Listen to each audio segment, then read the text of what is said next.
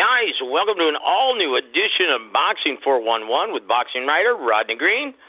I want to welcome you to a special Tuesday night episode, guys. And before we get started with it, you have to remind everyone that this show is brought to you by FightSaga.com. Guys, for all the latest boxing news, please visit FightSaga.com. Also brought to you by In Rod We Trust, eXp Realty. Guys, what an amazing day this has been for boxing news. Oh, the forums have been lit up, all kinds of boxing gossip, and we're going to get right into it. But before we go any further, we do have to introduce you to our very, very special guest, the one and only, Mr. Rodney Green. Rodney, how are you, brother?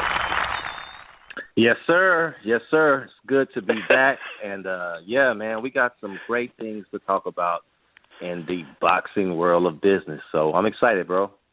Oh, absolutely. Thank you so much for being here, Rodney. And I tell you what, man, we need your insight on a lot of this. First order of business. Obviously, if you saw Saturday night's fights on Showtime, you realize that David Benavidez relinquished his WBC super middleweight title on the scale and not in the ring, although he was successful in stomping the punching bag-like Alexis Angulo. He wasn't able to contest or compete for his belt. He lost it before the fight even began because he came in almost 3 pounds overweight. So, and what we stated on Sunday night show with Gogi is that, and I told him, I said, look for Canelo Alvarez and Golden Boy Promotions to lobby for to be able to compete for that title in his upcoming fight. And although I thought, Rodney, that he was going to possibly fight with Triple G, because DAZN's been clamoring for that fight for several years now, or possibly a fight with BJ Saunders or Callum Smith, lo and behold, the WBC steps in and strikes again, ordering Canelo Alvarez versus Turkish super middleweight Abni Yidirim to compete sometime in the near future for the vacant super middleweight championship. Your thoughts on this, Rodney, before we get knee deep into it, man? Initially and on the surface, I don't like it. I'm gonna be honest, though. I think it's a business move that's calculated, and I don't see any type of. I don't know really what it does good for boxing. You know, I mean, at Canelo's level, where he's at, I would hope he would fight more of a formidable challenger. Now, again, it's a lot of things that we got to consider with COVID, dealing with purses and things like that.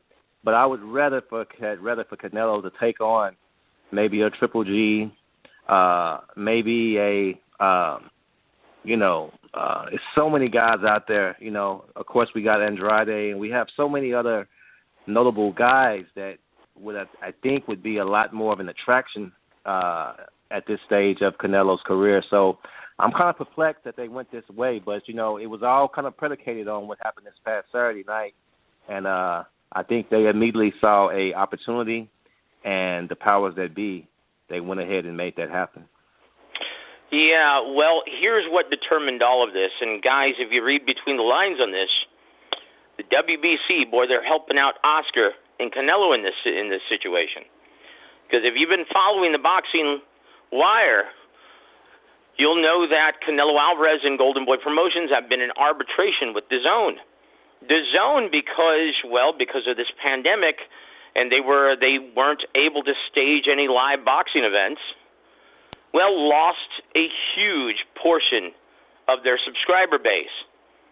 Because they haven't had any real fights since, they haven't really come back. We'll see after this event this Saturday night from Britain between Dillian Whyte and Alexander Povetkin. We'll see if any of them return or how many of them return. Because from what I understand, even though it's going to be on Sky Sports pay-per-view in Britain, it's going to be featured on DAZN USA here in America.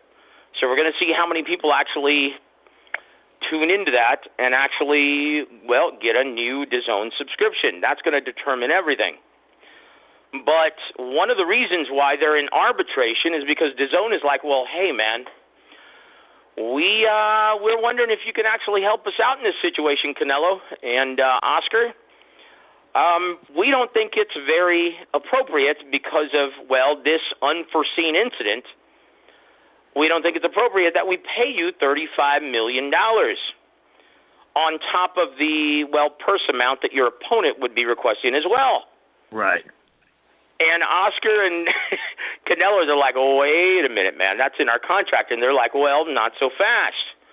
We can always claim, if you push too hard and don't want to work with us, we can always claim force majeure in this contract, which is a common clause and in any big contract, and that it cites if there's any unforeseeable situation that is beyond your control and it causes you not to fulfill your contractual obligation, you can get out of your contract. So DAZN is like, well, hey, man, we can easily cite that, and there's no judge that wouldn't sign off on that or be understanding because we just lost our entire subscriber list. So the WBC, they step in, and obviously Canelo petitioned for this, even though it's been technically ordered by the WBC, right, for Canelo Alvarez to face Yidirim, their number one ranked super middleweight, right? And so in steps Mauricio Suleiman and the WBC saying, okay, we're going to order this, so now you can go back to DAZN and say, hey, well, you know, we do want to fight someone a little more appropriate like Callum Smith or BJ, but this is being ordered. It's beyond our control, and also it's for a WBC super middleweight title. And so you can afford to pay us our $35 million because we're going to get this Turkish fighter for the bargain basement price of only $1.2 million or $1 million or 1.5 or whatever it is. And to be honest with you, Avni would be happy just to receive this opportunity to fight for another world title because he competed against Andre the Dog Durrell February of 2019, and it resulted into a technical split decision victory for Durrell. And it was an all-action fight, and it was very competitive, and it was stopped on cuts by an accidental headbutt. Great fight, though, man. Very entertaining, in which he was a dog. He was a live dog in that. So that's why they're doing this, though. That's why the WBC is stepping in and mandating this fight and ordering this fight just to help out Canelo Alvarez.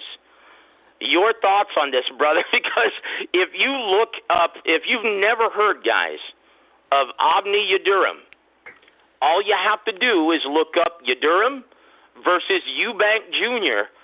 to have any kind of idea how a fight with Canelo Alvarez would play out.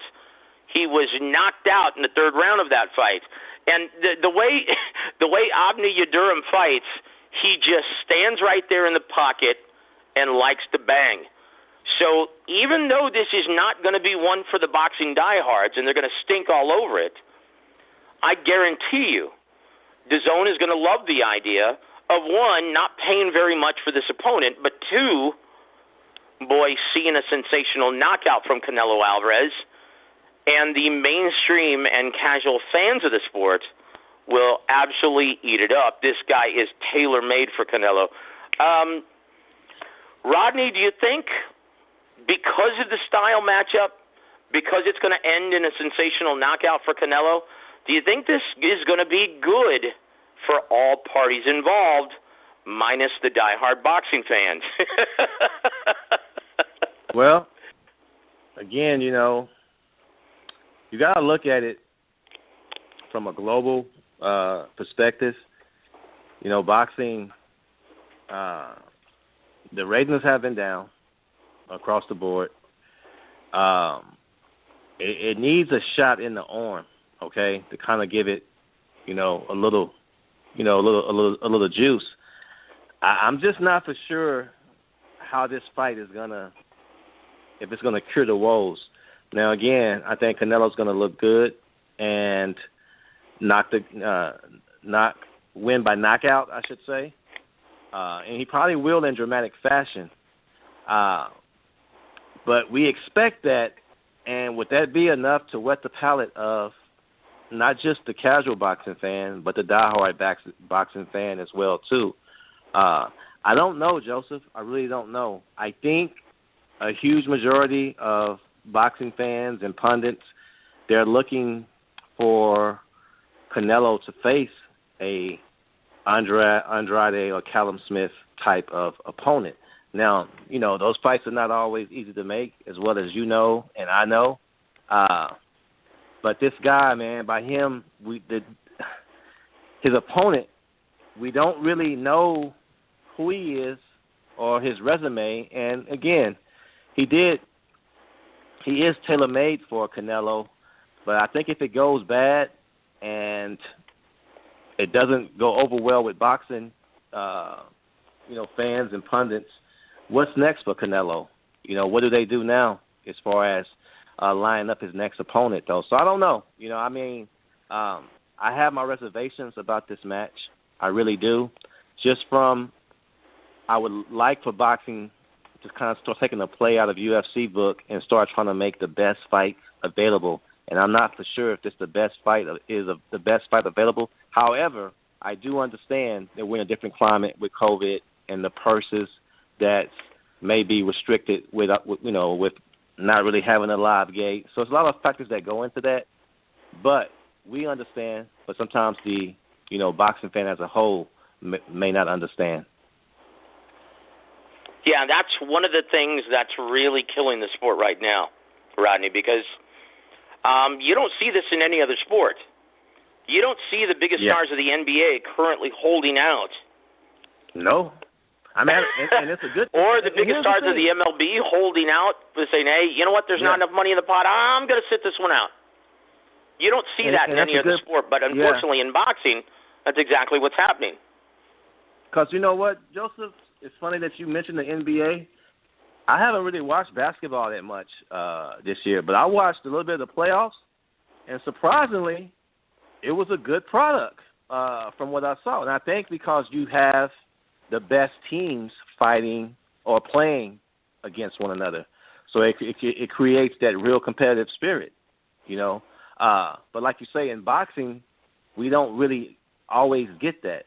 We're not going to get a Canelo and a Callum Smith, which sometimes, man, we desire more. And I think that's what we're going to get with this situation with Canelo's next opponent, in my opinion. Well, here's why I think, and the only hitch that this might experience, right, is DAZN may not be on board paying Canelo Alvarez $35 million. I think they're going to go along with it, though, because it's a WBC vacant belt, and you're going to set up next year a unification bout with either B.J. Saunders or Callum Smith, more than likely Callum Smith, right? And so I think they'll give him a pass here, and this is why I think it's going to be a huge success. Now, guys, when you talk about wanting to see the best fight the best, of course, that's, as a boxing diehard, that's our wet dream, right? You hope to see the best fight the best. But in just coming back, you have to understand Canelo Alvarez is different than, say, sticking Jermall Charlo in with somebody or Demetrius Andrade. Just having Canelo back in the ring is going to excite his fan base, as well as a lot of the Hispanic mainstream and casual sports fans who have been clamoring to see Canelo back in the ring. It doesn't matter who he's fighting, right, to a certain extent. And to be honest with you, those are the guys who we need back on board. I've got a bone to pick with the boxing diehards, man. These are the guys who complain about everything. They're the first ones that complain about the best not fighting the best or them not getting the right matchups, and they are the very last ones to throw down any real money to support any of these events or purchase a ticket. They are the absolute. Now I'm just speaking to the ones about the ones in America, because the ones in the UK, they're awesome. They will support every single major fight card, either buy it on pay-per-view or buy a ticket and support it, and they'll support it vocally. Diehards in America, Rodney, I'm truly convinced that they are the absolute worst sports fans on the face of the earth. And all you have to do is look at the ratings for these boxing events. Now, let's take, for instance, right, Charlo versus Derevyanchenko. That's a great fight card, possibly the best of the fall schedule thus far. And it's going to be on sale for the low, low price of $80. It's going to start at 7 p.m. Eastern and have a full night of boxing until midnight, right? Right. How many diehards do you think are going to pay for this, or they're going to stream it illegally? And this is going to prove, Rodney, that these diehard fans, they stream all of these illegally, and it's the mainstream and casual audience that always elect to throw down their hard-earned money and pay for it on their cable bill. This is going to prove it once and for all. So, guys, if you don't support these events, you completely forfeit your right to bellyache or complain about anything. You just take what the promoters give you, and you just take what the WBC says, and you can stick it. Right. Your thoughts? So, in my opinion, Rodney, going back to the Canelo topic, this is going to be great for all of the Mexican fight fans, all of the casual fight fans who want to see something in a brutal knockout. You're going to see the mad Turkish fighter, Avni, get cremated. He's going to get knocked down at least 3 or 4 times before the referee waves it off, and it's going to take place probably around between 3, 4, 5. Rounds 3, 4, and 5. I think this is actually going to be good for the sport and good to re-inject boxing back in the mainstream consciousness. Your thoughts on this? Well, I hope so. To be honest, I do. You know, as I said, to be perfectly honest, I'm more excited by Lomachenko versus Teofimo coming up. But as I said, Canelo, he's such a superstar, and you know he's good for the sport of boxing and will create that excitement. Okay. Now, if it makes business sense for Eddie Herron and all the promotional entities and Golden Boy, Oscar, and they can come out and not be in the red, I think that's one of the most important things they look at, because I think, Canelo, he's reached such a star-studded level where his name carries a lot of weight and a fight can sell itself, though. I would be more enthusiastic if it wasn't under COVID conditions, because one thing about when Canelo Alvarez and Floyd Mayweather and people like that fought Manny Pacquiao, where their matches wasn't just fights, it was events. You had the audience that would come out there and support 3-4 days before the fight. It really is truly an event. The reason why I say I have my reservations now is because, again, everything from the weigh-in to how things used to be and building up, I don't know if we're going to get that or be able to replace that. And Canelo's going to have to win in dramatic fashion, in my opinion, just to kind of, keep everything leveled and keep that certain buzz. So it's going to be interesting nevertheless, though. Again, I don't think it's wrong for diehard fans to want to see him fight that Callum Smith or want to see him to fight Demetrius Andrade. It's nothing wrong with that, but we have to understand the climate we're in. But at the same time, I have hope to see what Top Rank is doing, and hopefully they can just transfer over to what Golden Boy is doing with Canelo. But the thing is, Canelo receives such a lying share of the money. So when you start paying him $35 million, and then you want to pay another counterpart, another like 12 or 13 or 7 or 8, that's easier said than done. And that's been the big dilemma with DAZN, and that's why they really haven't been happy with their return on their investment. Now, Rodney is a businessman, right? Yeah. How long is it going to take? How long are you going to deal with not getting a return on your investment? Now, when Showtime actually signed Floyd, almost a decade ago now, right, to a 6-fight deal with $32 million per fight, they weren't very happy until Golden Boy presented them with Canelo versus Floyd. That was the very first fight on that contract in which they actually made money. And then, once again, they were unhappy with the product, fighting Maidana twice. It really didn't make very much money until they finally landed the Pacquiao fight. And that just cleared up everything. And his last fight on that contract, they're like, hey, you know what? Fight whoever you want, man. Andre Berto, great. That's a champagne toast right there. So Canelo Alvarez and DAZN is still waiting to see that first big matchup that's going to move the needle. And they were hoping it would be in the, form of Triple G3. All right? Well, they're still waiting, man. And now these guys are trying to float these inflated purses. Guys like Eddie Hearn are trying to actually shop his, you can have Callum Smith, but it's going to cost you at least $9 or $10 million. And Oscar's just like, that is ridiculous. There's not enough money. Well, we'll maybe think about giving him to you for $7 million. And DAZN this whole time is like, where's the money supposed to come from? This isn't what we bargained for. So there's always that possibility, Rodney, with this one, with poor Mr. Avni Yidirim. They may not approve this fight. Wouldn't this be something if this actually went to purse bid, brother? I can see it because, here's the thing. When you start comparing Canelo to Floyd or doing that, one thing that Showtime and them could always kind of look forward to when they signed Floyd, they had the caveat or the possibility, I should say, you know what, we can still have him fight Manny Pacquiao.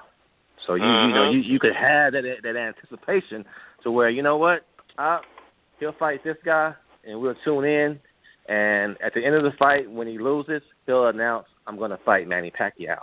Or we always kind of figured at some point it would be announced.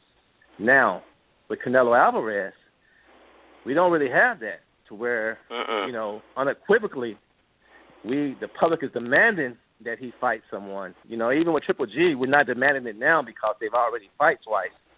It wouldn't be a bad fight, but I don't think it just has that groundswell of support. So you just said something very interesting. I don't think Eddie Hearn is going to necessarily be happy and thrilled about it. Could it go to purse bid? Because, at this stage, I would hope that, again, it would be somebody with a little bit more merit on his resume or notch under his belt. But at the same time, I understand the climate we're in. So I'm trying to empathize with their thinking. But I'm also saying at some point, I know Eddie Hearn is probably looking at like, man, this is a $35 million and we don't have no gate money or anything, and we're solely going to be dependent on pay-per-view sales. That's a tough hill to climb, I would say, Joseph. Yeah, to be honest with you, Rodney, it will not surprise me if they turn this down and cite legally a force majeure and get out of this contract. Although it's popular belief that this contract is ironclad and, this is, I'm sorry, in the legal world, you can easily, after the events from the pandemic and how everything shut down and how many of the subscribers they lost as a result of that, an unforeseen occurrence, they can easily cite force majeure and get out of that albatross of a contract. Now think about this. Where else is Canelo Alvarez currently going to get that kind of money per fight? Yep. So he would be wise to play nice and renegotiate and work with DAZN with the options to possibly get back that $35 million if their subscriber numbers increase. Now, here's one thing I want to point out, and this is the hypocrisy of the boxing diehards and how they're constantly complaining about whatever. Now, they're currently stinking all over the WBC, right? Oh, this is terrible, man. WBC trying to bail out Canelo, giving a gift belt to Canelo against this Turkish nobody. We've never seen him before. He got bombed out in 2017 by Chris Eubank Jr. They shouldn't be allowed to do this. These same fans are the ones who are trying to demand that Tyson Fury, should he beat Deontay Wilder for a second time, oh, you know what? You need to honor that WBC demand. You need to honor that mandate and face Dylan Whyte before you go fight Anthony Joshua. Okay, so what, do we not honor the WBC or do we honor the WBC now? You can't have it both ways, guys. Look, we've been saying this for a very long time. The sanctioning organizations are full of shit. Sorry, pardon my French, guys. But if you think that they're going to hold firm to their mandate that, the winner of Tyson Fury versus Deontay Wilder, they're going to have to face Dillian Whyte because we demand it. Either that or strip the title. Tyson Fury is going to go, fine, here's your green belt. I'm still the lineal, ring-recognized champion in the heavyweight division. And I can be that with or without the green belt. Now, it's funny. Now, let me read you a quote from Eddie Herron, Rodney. Let me get your thoughts on this. Now, Eddie Herron stated this, and if you were Anthony Joshua, would you be okay with your promoter saying this, right? Now he said, quote, he was never worried if it came in against Wilder or Fury. Whoever owns that green belt is who Joshua will face for the undisputed championship. We know the winner of Saturday night's fight will be ordered to face the winner of Fury versus Wilder. If Fury doesn't want to fight Whyte, then Whyte will be elevated to champion from interim champion. And Joshua, as a result, will just fight Whyte straight away for the undisputed championship. End quote. Let me ask you something, Rodney. If you're Anthony Joshua, are you going to be okay with the promoter, the guy who's supposedly working for you, standing in the way of the biggest money fight in boxing for another one of his clients? You know, it sounds like he's playing both sides of the fence and he's double talking, but I think Eddie Hearns needs to be reminded who has the star power between Anthony Joshua and Dillian Whyte. Okay? Again, from a global perspective, who name carries the most weight? Which name rings bells? Eddie Hearn, again, he works for these clients. I think he's experiencing a situation to where he has such high caliber fighters with high purses. I really do. As fans, we love to see those marquee matchups, the best fighting the best. But also, when it's from a promoter's perspective, man, to make it work, to get a return on that type of investment is not always, the easiest thing. So I don't know what's going through Hearn's head. Maybe, Well, let me ask you this, Rodney. Let me word it this way, brother. Let me word it this way. What would you tell your promoter, the guy who's supposed to be working for you, if you were one of the biggest earners in boxing, and he just told you that? What would you tell him if you were Anthony Joshua? Well, I would tell him that, first of all, he needs to consult with me as far as what we're going to be doing if certain scenarios play out. He needs to advise me first and forehand and not really suggest what I should be doing. And I would do that, if I was Anthony Joshua. But as I said, though, it's part of the promoters to really make these fighters understand what type of climate we're really in. And like you said on the last show, Joseph, a lot of these fighters, we're business partners. And if we're going to get on the same page, then we need to – and it's tough because they never was really on the same page before. Now you're asking everybody to get on the same page and for everybody to be happy and satisfied in this type of climate, which is really, a hard – man, that's a hard thing to do at this juncture. So what I would say is if I'm Anthony Joshua, again, he's proven himself to a degree. Now, again, he still has some work to do, but I wouldn't take lightly the demands of telling some of my promoters saying, well, if this and that, you'll fight Dillian Whyte.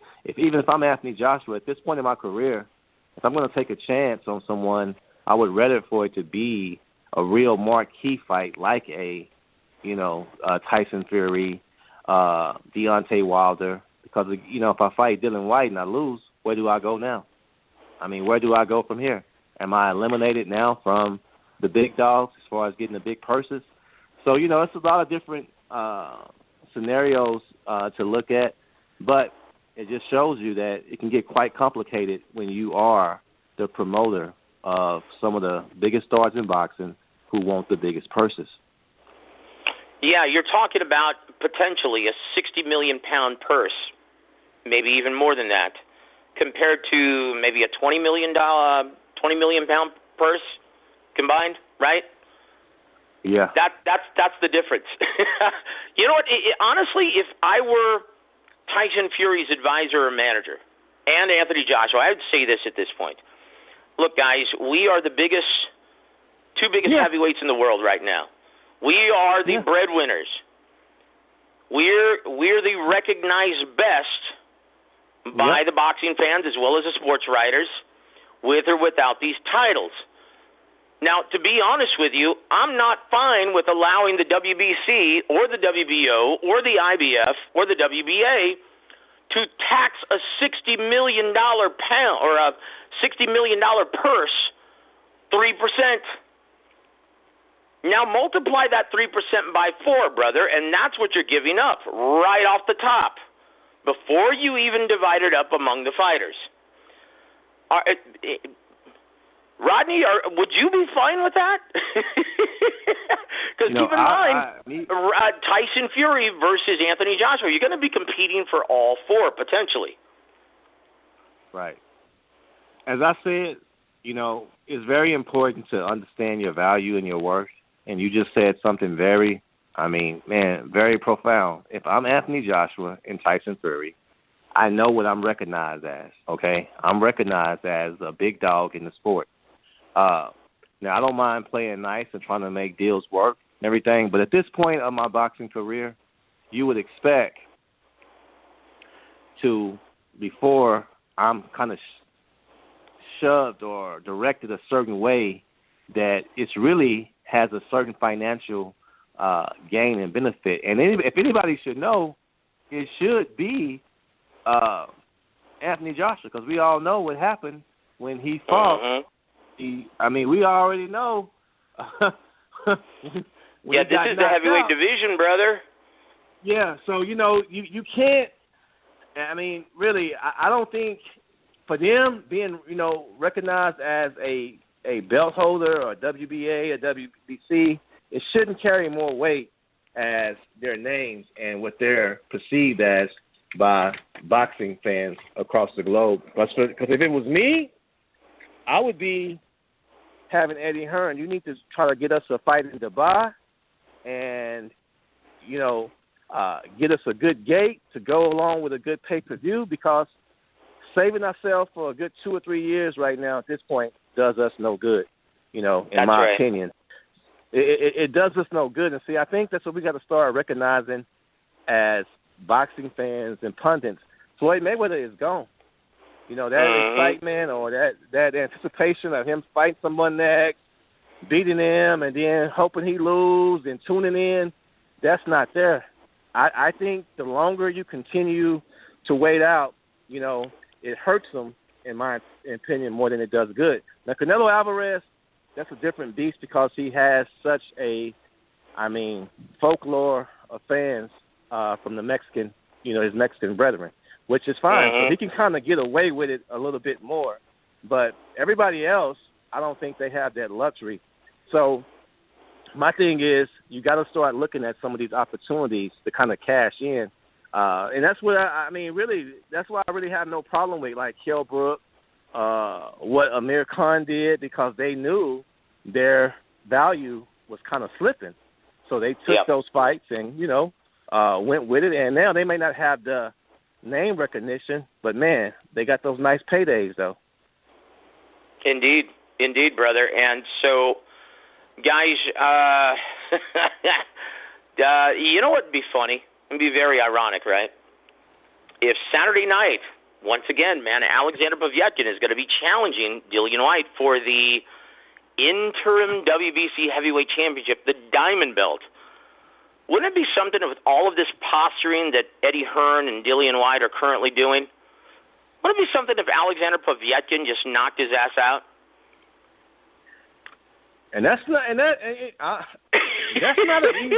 We're going to go over that fight. in just a bit, but we're gonna get your prediction. We're going to talk about the odds at the tail end of the show. But guys, there's boxing, Rodney, and then there's heavyweight boxing, the true theater of the unexpected. So buckle up, guys. We're in for the first big fight of 2000. Well, since Fury versus Wilder 2. This is the first, and most boxing diehards have recognized this. This is the first big fight. But, guys, going back to the WBC, you can't have it both ways. You either, respect the demand or tell them to stick it, right? So if you don't like the Canelo Alvarez situation, well, don't be expecting everyone to fall in line and just succumb to the demands of the WBC with the heavyweight situation, all right?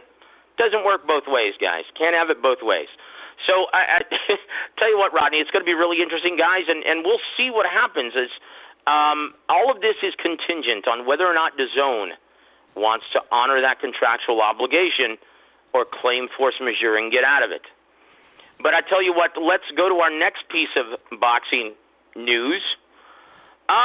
Apparently, Thurman's people, Al Heyman, contacted Crawford and Bob Arum about a potential fight. Rodney, I love this matchup. There's nothing wrong with this, but how realistic is this? And we're starting to see, guys, why these interpromotional fights really don't happen. Okay, this is what Bob Arum had to say about it. Quote, Thurman's people got in touch with me, but they're out to lunch. They have such crazy expectations that just don't exist anymore. Their money demands are crazy. They said they were free agents, which I'm sure they are. But again, who's going to pay what they're looking for? End quote. Rodney, I guarantee, and this is the problem. Guys, and so much to discuss about this, right? Here's the problem. This is why PBC fighters will listen to Al Heyman and want to stay on those platforms, Fox and Showtime. Because Heyman, and this is the reason why all the diehards that seem to be in love with PBC and Heyman, this is why you guys are having to shell out money for each and every premium event. Because networks are no longer willing to purchase these events without the benefit of the added revenue stream of pay-per-view. And look, you figured out why. I guarantee you they sent over an offer for potentially between $5 and $8 million just to face Terrence Crawford. And this is probably based on the pay-per-view numbers that he had with Manny Pacquiao in his last fight, in which it generated 500,000 purchases. Okay, you cannot compare the two, but that's what Heyman and their crew are doing. So what do you think Bob Arum said? Well, I just read it to you, but what do you think he thought when he first saw that between $5 and $8 million for Keith, one-time Thurman? Well, I mean, here's the thing. Again, Bob Arum, the deal he just worked out with Teofimo and Lomachenko, both guys agreed that, we needed to make the fight. It would be good for boxing.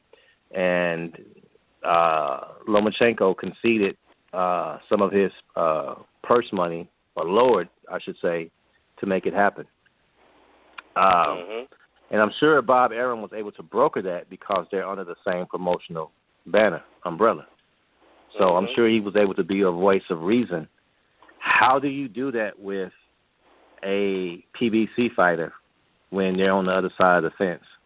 Who's the voice to say, you know what, let's do this for the sake of boxing and, work together.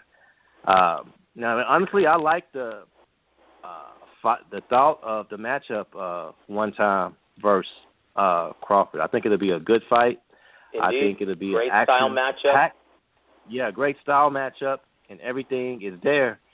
But is the public demanding it? I think we're paying Crawford now. What was his last purse? Crawford? $4 million against. No, it's $4 million against Igas Velasquez and $5.5 million against Amir Khan. Okay, so he's gonna want anywhere between $4 and $6 million, probably, or $4 and $5 million, I would say at least. I'm sure Thurman's gonna want 3.5 or 4. I don't know if the cards are there as far as financially to make it happen. I would like for it to happen. Again, I'm sure Bob Arum can probably do his part to, make Crawford concede and maybe come down somewhat on his regular purse. But I'm not for sure if, Al Heyman and PBC, that would be something that they would take too lightly, to be honest. So, as I said, in theory, I think it's a good idea, or good, a good fight for boxing. But it's a whole other beast of coming to the table and getting it worked out, and really seeing if that's what they both really want to do. Unlike what Lomachenko and Teofimo did, where you can see they both wanted to fight, both wanted to make it happen, and Bob was able to broker it. Now I'm not for sure if you're going to get that same type of cooperation with two different promotional companies in Top Rank and PBC. Well, this is why the Boxing Reform Muhammad Ali Act was put into place, right? So it doesn't become a conflict of interest. And legislation was initially passed to protect the fighters. Now it seems that, some precedent needs to be established to protect the sport. Because right now, do you think Heyman cares about what's best for the sport, what's best for the fans? No, he's all about protecting his clients and getting his clients paid. That's why there has to be that division of management, advisor, and promoter, right? Unfortunately, Al does both. So now he's like a locust, drifting from platform to platform, saying, you know what? I don't really care. As long as you can guarantee my money, hey, put it on pay-per-view. Who cares? As long as I can pay my guys the premium dollars, the most amount of money possible. That's all I care about. So Arum, on the other hand, because, he's not Terrence's manager, he's like, okay, let me do the best thing for this platform and the sport, and let me see if I can work with these guys and try to get ESPN to cover this cost, right, and to put this in front of as many eyeballs as we possibly can, because they're looking to fill that gap where college football is not going to happen this year. Yep. So ESPN is like, okay, well, great. We can put this fight, and hopefully we can get some of those numbers. You can get some of those college football numbers, between 5 and 8 million eyeballs on it, households, right? Now, why didn't Al Heyman think of that? CBS is going to be having that void as well. He's got a great relationship with Steven Espinoza as well as Les Moonves in CBS. Why not try that same? Because he doesn't care. Because he doesn't care. All I want is to get my clients paid. That's it. That's your problem, whether or not you make money on this. Because I just got my guys a guaranteed purse. Who cares how many people tune in?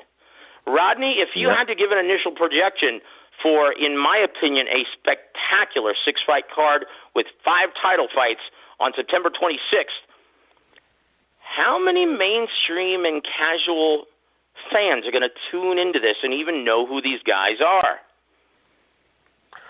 Yeah, I think really it's going to be tough sledding for their pay-per-view numbers.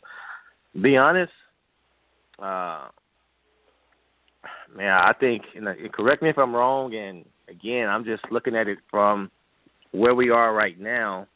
No kind of promotional build-up.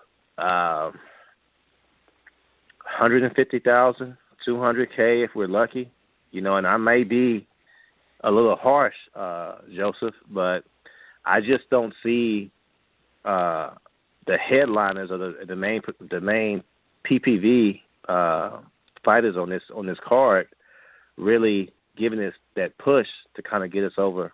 No. No one knows who they are. Yeah. No one knows who they are, unfortunately. Outside of the boxing diehard fandom, right? No one knows who these guys are. And if they think that they're doing themselves a favor by promoting this event the way they've been carrying on online, boy, they've got another thing coming. Rodney, have you seen their videos? Have you seen the rants? The Jermel in the sauna holding up that automatic rifle, going off. Yeah. I mean, if they think they're doing themselves a favor and attracting more fans of this event. Yeah, I mean, what I'm seeing lately of the trial, I mean, and then he was having issues with his brother, kind of going back and forth. As I said, the promotion has been all wrong. Those antics are not going to generate more pay-per-view sales. As I said, you're trying to become a household name. And, as far as getting out there and doing any kind of promotion, which is kind of tough with the COVID whole thing coming on or going on right now, it's even more tougher. So for them to have a card of, I mean, it's gonna be a good card. I really am excited about the contest coming up. But as I said, you're trying to get the public to spend $80. And really a non-promotional. And see, the thing about Al Heyman, back in the day when, you could have Don King, he would promote the fight itself, though. I mean, he would bring a certain type of attraction, by him beating the drums and getting everybody interested. Well, you have no promotion, though. You have no promotion at all besides being on social media and seeing a little bit, here and there for the fight. Now, we still have, 6 weeks or a little bit over 5 weeks before the fight is. And, man, come on. For a pay-per-view fight, have you seen, do you have any, come on, let's be honest, though. It's just, it's not there. Nope, it's not there. And I'll point this out, right? Do you remember when boxing diehards, boxing fans used to always wonder, what the hell is Sam Watson doing there, always in the ring, always in front of the camera? He was promoting your damn fighters. He was promoting the damn fights. He was promoting events. And Rodney, you've been to a lot of these events, and you've met Sam Watson. Who doesn't like Sam Watson in person? He is one of the funniest, most affable guys that you'll ever meet in boxing. Real nice Where guy. is he? Real nice guy. Yeah, Where is he? Guy. Where is he? Yeah. Because I tell you what, he would be doing a great job promoting these events. Yeah. I hope boxing diehards finally realize, guys, he was the mouthpiece for these guys who don't know how to conduct themselves in front of a camera. He was your mouthpiece. He was the guy who shook everyone's hand. He was the guy who promoted the event, spoke highly of all the fighters and all the fights. Okay, Bob Arum. Yeah. Boy, he's got Bob Arum. Bob Arum's a great mouthpiece. Everyone knows who he is. Hall of Fame promoter. Yeah. Don King, the very best to do it. Matchroom Sport, yeah. They've got Eddie Hearn. The Geico Lizard is a great mouthpiece for all of his fighters. Who does PBC have? There you go. See, and that's why you can't minimize the value of Floyd Mayweather not being in the sport. Now, I was ready for him to go because, again, I was ready for just the attention to be on so many of the other fighters. But he was PBC because people, they resonated with him, though. He could sell the fight. He could get, Al Heyman, he didn't, he didn't have to tell Floyd how to self-promote. They had the countdown. What was it, HBO? The miniseries. I love the countdown specials, the 24/7 specials. They were brilliant by Ross Greenberg. Yep. Yeah. I mean, you had, where is it for these pay-per-view fights coming up? Don't get me wrong, again, I'm a diehard fan. I like both of the Charlo twins, and I'm excited for the fight. I mean, I'm very and we're both very good friends with their trainer, Ronnie Shields. Yeah. Well, at least Jamal now is still training with Ronnie Shields. Yep. Yeah. It has to be more, though. It has to be more. And I think, this is going to do a lot of, if they only do like 75,000 views or just barely over 100, that's not going to bode well for the sport at all, though. And that's I would hate to see. That's my point, Rodney. What is the point of staging this event? Okay, that's going to leave a terrible taste in the mouth of the guys on Showtime. Steven Espinoza. Oh, he did it to us again. He set us up for the fall again. All he was interested in doing is getting his clients paid. He didn't care if we made any money. He's like a locust. PBC is like a locust. What they're going to do is move from platform to platform until they wear out their welcome. Yeah. They don't care about making money for their investors. As we saw when PBC was up and running, how many millions of dollars did he go through in that hedge fund? Oh, Rodney?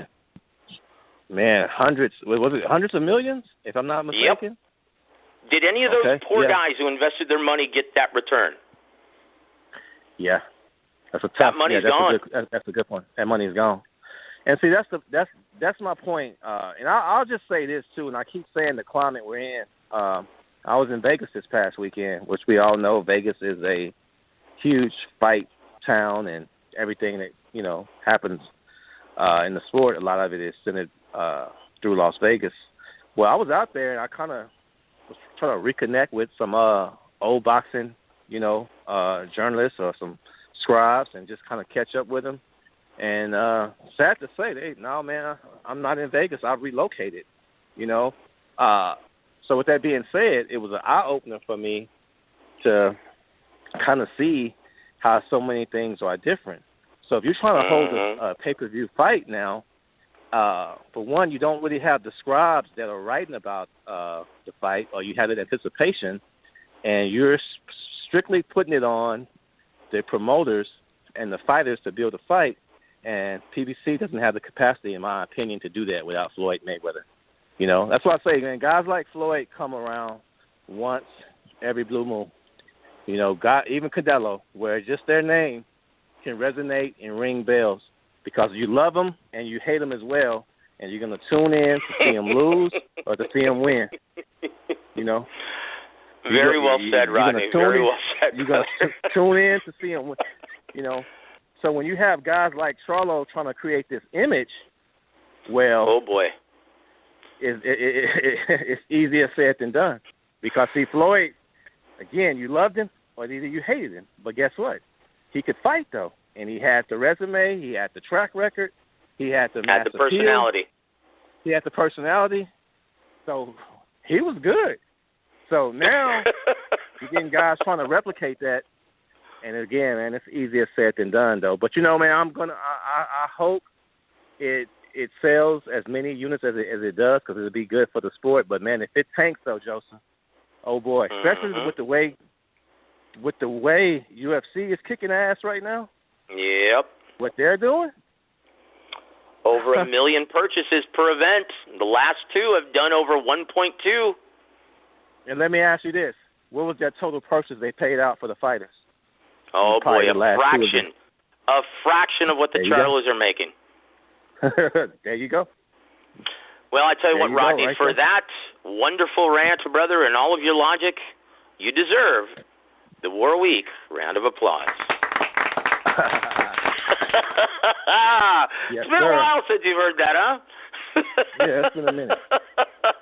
I tell you what, guys, we have so many events on the boxing calendar this weekend. Let's start tearing them down. Rodney, we need your prediction. We need you to talk about strategy.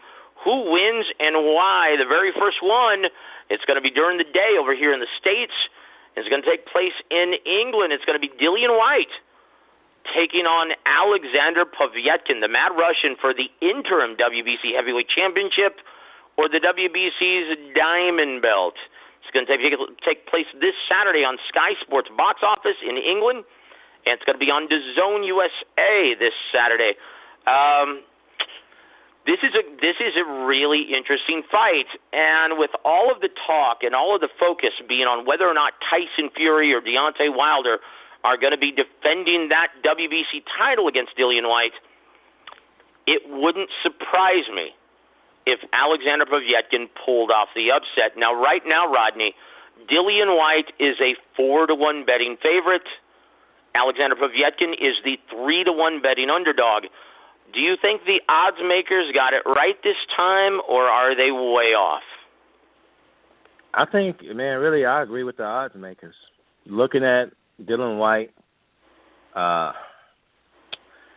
never really just looked at him as the creme de la creme and an apex type of fighter, you know, and I think, man, Povetkin can give him problems, though. I think the longer the fight goes, I give Povetkin the nod. And I think that, you know, again, Whyte, you know, he has a lot to gain, or he thinks he has a lot to gain. If he wins, he probably figures he's going to get that big money fight. I think that he can come in and take Povetkin a little lightly and end up having all he can stand, because Povetkin is not going to just lay it down, in my opinion, though. I think he's going to give a good valiant effort. And don't be surprised when it's all over, the ref, he puts up the Russian hands in defeat and victory. Saturday. Yeah, well, this is going to tell us everything, right? We'll see what kind of shape Dillian Whyte is. If he comes in a little bloated, like he did against Marius Wack, he's going to have a tough day at the office against Alexander Povetkin, who's always in shape. He's a perennial fighter. This guy is all about the discipline. He's got deceptively fast hands. Still has crack in his shot, even at age 40. Still has better than average footwork, upper body and head movement.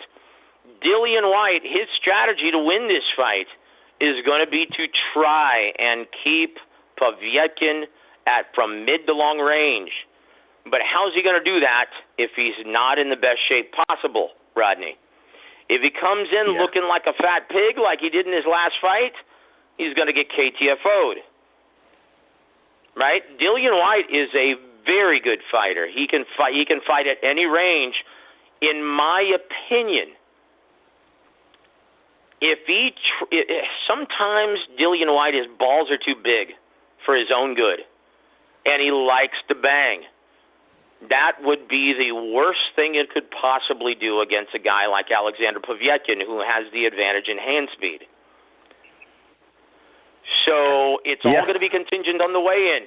If Dillian Whyte comes in looking like Andy Ruiz, he's going to lose. If he comes in, looking very svelte, maybe around 240, 245, he's got a very good chance of keeping Alexander Povetkin on the end of his shots. Your final thoughts on this before we move forward and look at Showtime Sean Porter? Honestly, I'm going to go out on a limb.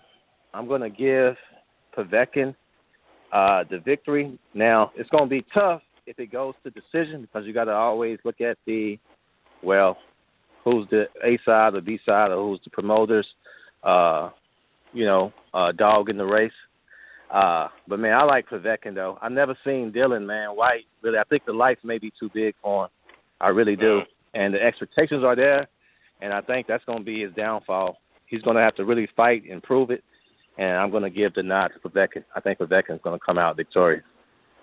I think you're absolutely right. I, too, am favoring the upset here. If he decides to sit and trade off the ropes like he did against Oscar Rivas, he's going to get knocked out. No doubt in my mind. He's a dog, but he's going to get knocked out. In my opinion, he's often too tough for his own good, and I think on Saturday you will see that will be his undoing. And there you have it. But the next fight on we go back to the States, and it's going to be PBC on Fox. Now, I know this is somewhat of an unpopular fight to many. I actually like this fight. I know James Gogi Coach Gogi on Sunday Night Show didn't like this fight as the main event on flagship Fox, right, the home of the Simpsons. But I like Showtime Sean Porter back in action, taking on Sebastian Formella of Germany in an IBF WBC title eliminator. It's going to be on Fox, guys. It's going to start at 8 p.m. Eastern. Rodney, this is a really interesting clash of styles. Sebastian Formella is 5'10". He's got a long, good, intelligent jab, has deceptively good footwork. This style matchup, and as proficient as Seabass is boxing and keeping his opponents at range, could pose a lot of problems for Sean Porter in his first fight back. Your thoughts on the probability of maybe an upset or a close decision in this? I would go ugly decision, to be honest. I'm looking at I'm looking at the style, contrast of style. I can foresee a lot of holding in this fight. Oof. From a style matchup, it may not be the most pleasing or entertaining because, again, Porter, he's going to come, pretty much going to be there. But I think as far as his opponent, man, like you said, he has a nice jab, can control distance, pretty decent footwork. I'm just not for sure how effective Porter is going to be. Again, I can see him winning by decision, but I can see it being a very ugly decision, though, Joseph. Indeed. I can see the same thing, too. Guys, the odds are wide, very wide for this. Sebastian Formella is an undefeated fighter. He's 22-0 with 10 knockouts. He's ranked number 24 in the world. He comes into this fight, Rodney, as a 6-1 betting underdog. Because of his level of competition, everyone thinks Porter is going to steamroll this guy.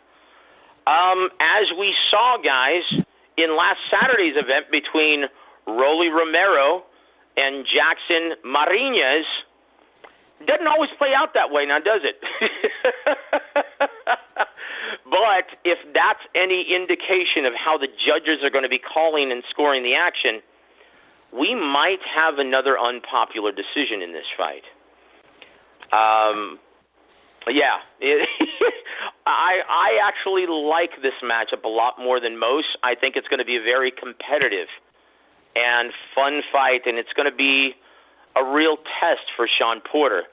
This guy, this kid, this German can box. Watch.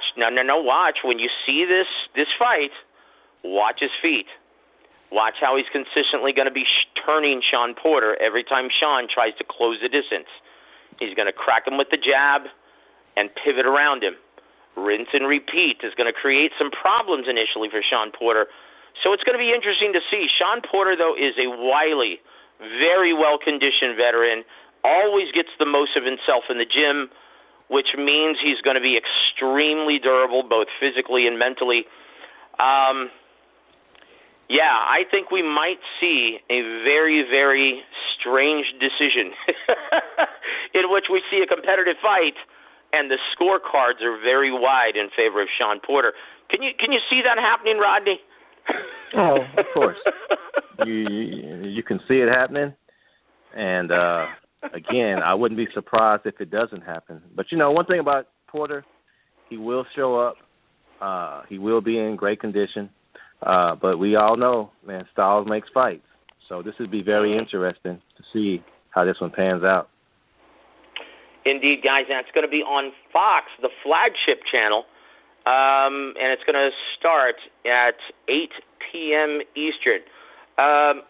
Last one of the night, it's going to be on ESPN Plus, brought to you by Top Rank, and it's going to be Joe Smith Jr. versus Eliezer Alvarez.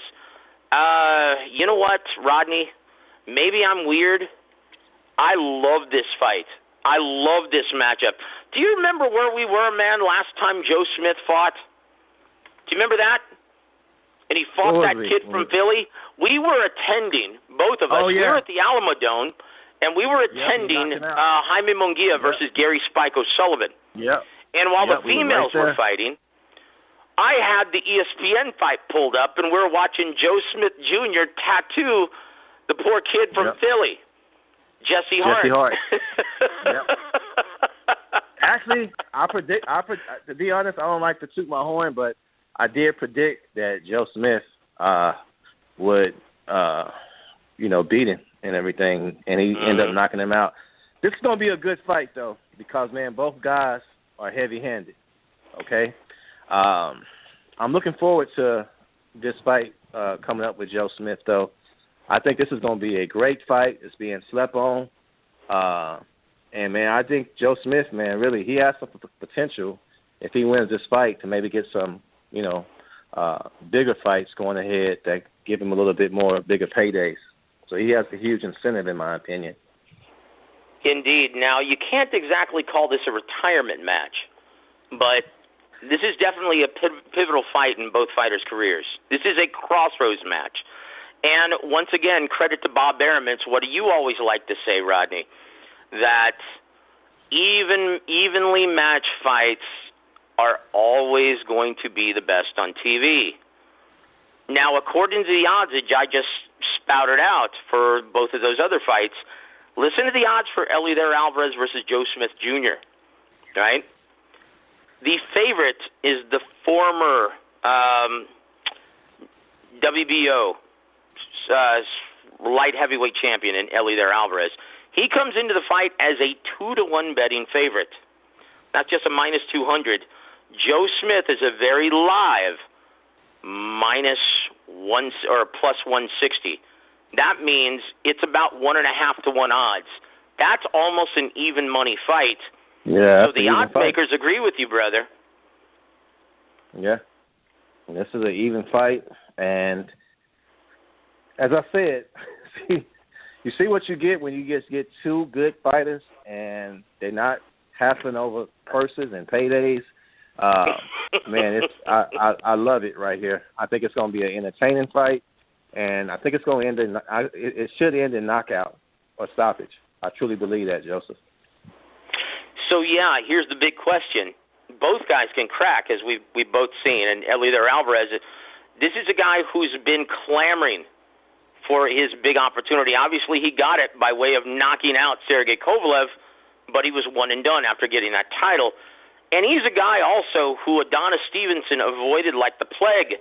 How long, like people want to talk about Dylan Whyte being the WBC mandatory, how long was Eliezer Alvarez the mandatory challenger for Adonis Stevenson? What, like 4 years?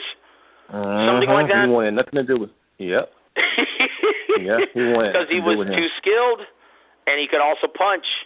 Now, Joe Smith Jr., obviously, he's going to have to close the distance and get on the inside and try to bait Eliezer Alvarez into a firefight. Can he do it? Because once Joe Smith touches it with those heavy hands, well, you could be on Queer Street in a hurry. Yeah. Your final prediction on this, Rodney? I'm going to go Joe Smith by knockout. At some point, Alvarez will become stationary, and he's going to trade with Smith. Cool. And I think that's going to be his downfall. At some point, he's going to be in the middle of the ring. He's going to become a stationary fighter around round 6, 7, or 8, and he's going to get caught, And that's just not, again, I saw the second fight. I really looked at it closely with Kovalev, and it was a different fight. You know, I think Alvarez was too comfortable. He didn't really box. He was more concentrated on his power. And if he does that this fight, man, it's gonna be lights out. It's gonna be lights out quick, in my opinion. So it's gonna be a good fight. I'm excited about this fight, though. Yeah, you know what? Joe Smith Jr. is a fascinating guy, man. Former construction worker, and that almost says it all when he gets in the ring. He is a guy who's going to put on his hard hat, and he's going to get to work, and he's just going to try to hit you with those heavy hands. You know what he reminds me of? He reminds me of the Green Machine from Australia, the American Long Island, New York version of Danny Green, the Green Machine. Do you remember the Green Machine who knocked out Roy Jones Jr. in one round? Roy Jones Jr., yeah. Uh-huh. That's what he reminds me of. When he touches you, oh, boy, you feel it. I think it's a great fight. I can see Alvarez winning on points, coming up to maybe round 6, 7, and 8, and then getting caught, and then that's all she wrote. Yeah. I love it, though. I love these fights. Rodney, it looks like we've gone over time. We want to thank everyone for hanging with us, guys. But your parting shots for everyone who's tuning in. And, guys, we want to remind you, this show is going to be up on our YouTube platform in a couple of hours, so be sure to go to Warweek Radio on YouTube, comment, like, and subscribe. But your final thoughts, brother, before we bid everyone an excellent evening. Good fights coming up this weekend, and politics and BS aside, man, I'm just thankful that we do have boxing. We're not going to have college football, which is going to be a downer somewhat, but hopefully, as we discussed earlier, man, boxing can kind of fill in some of those voids, and I look forward to see what the next couple of weeks and fall holds for the sport. So, very interesting and excited at the same time. Guys, he's Rodney Green. Thank you so much, brother. And Rod, we trust eXp Realty. Thank you so much for being with us, Rodney.